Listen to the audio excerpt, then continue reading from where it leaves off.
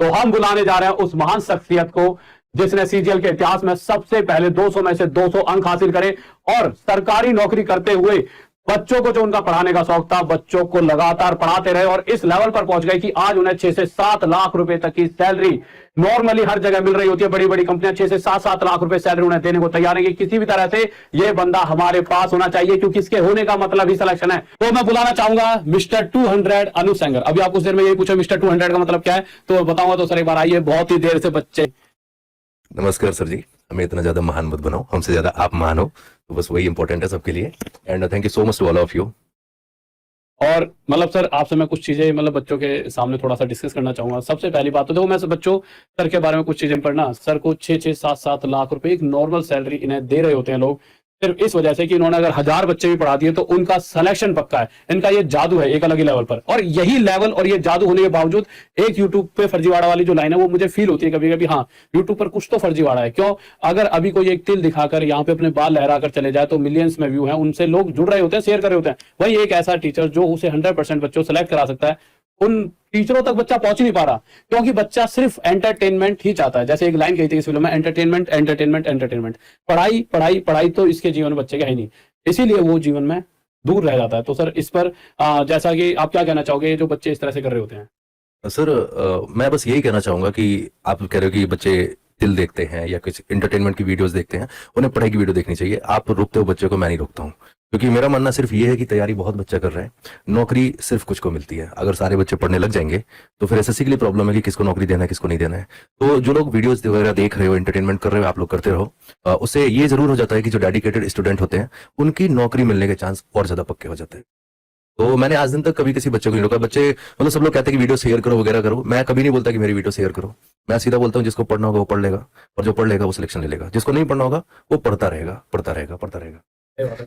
इसका मतलब ये जो हंसी खेल करते रहते हैं कुछ लोग यूट्यूब पर आके, मतलब पढ़ाते भी मतलब हंसी खेल, वो कहीं ना कहीं हमने एक ऐसे लोग छोड़ रखे हैं जो यहाँ पर बच्चों को, जो बच्चा नहीं लेना चाहता सिलेक्शन, उसको भटकाकर अलग जगह लगा करके, और हमारे पास वो एक फिल्टर का काम करता है, फिल्टर का कि बस वही बच्चा है जो सिलेक्शन लेने वाला है। नहीं, ये बात आपने बिल्कुल सही कही। तो सर देखो, जैसा कि हम सभी को पता है 2016 उसके अंदर एक ऐसा बच्चा जिसने पूरे में से पूरे यानी 200 में से 200 नंबर लिए, शायद ही उस समय तक कोई लोग 160 नंबर लाने की सोचते थे, पर आपने 200 में से 200 लिए। उसके बाद हर जगह यूट्यूब पर आप छाए हुए थे। उसके बाद आपने नौकरी भी ज्वाइन करी, सरकारी नौकरी आपकी लग गई, आप वहां पे जाने भी लगे, उसके बाद आप पढ़ा भी रहे हो साथ में। तो ये सफर कैसा रहा कि सरकारी नौकरी इधर आप पढ़ा भी रहे हो, और किस तरह से आप आज तक मतलब सफर जो है जर्नी, थोड़ा सा बच्चों के साथ? देखो जर्नी कुछ नहीं है यार, मिडिल क्लास फैमिली से हूँ नहीं था कह सकता हूँ, अब तो थोड़ा सा तो ऊपर आ गया हूँ। तो सरकारी नौकरी लगी, नंबर अच्छे आए हुए थे, डिपार्टमेंट अच्छा मिल गया, पोस्ट अच्छी थी, ज्वाइन करना चाहिए सब लोगों ने बोला और मन भी था, ज्वाइन कर लिया। लेकिन जब डिपार्टमेंट ज्वाइन किया उसके बाद में मेरे मैथ में मार्क्स 200 में से 200 है, 100% एक्यूरेसी। उस टाइम पे नॉर्मलाइजेशन नहीं था, जितने आपके क्वेश्चन हैं उतने नंबर आते थे। नॉर्मलाइजेशन 2017 में इंट्रोड्यूस।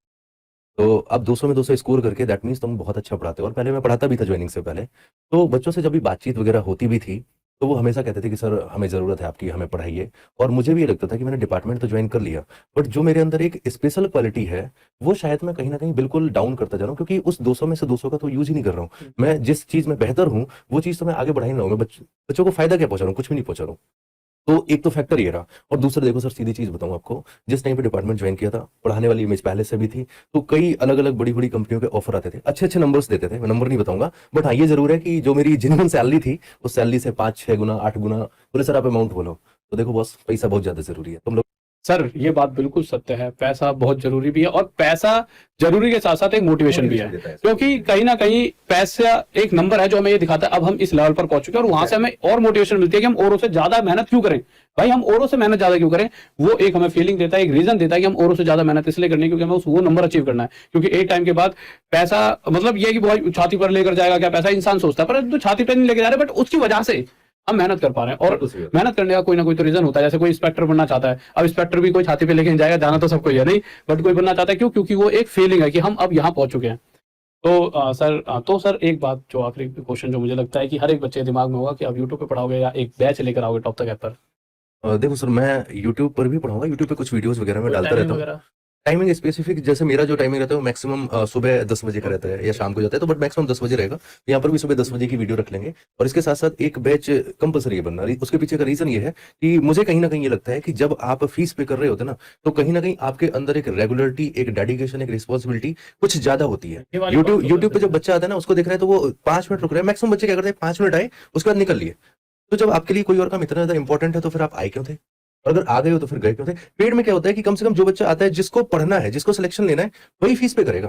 फीस जो टाइम पास करना है तो वो फीस पे नहीं करते हैं। तो कम से कम एक फिल्टर लग जाता है कि हाँ, ये जितना भी बच्चा है ये डेडिकेटेड, हाँ इन पे जान झोंक के काम कर जाओ, ये सिलेक्शन दे जाए।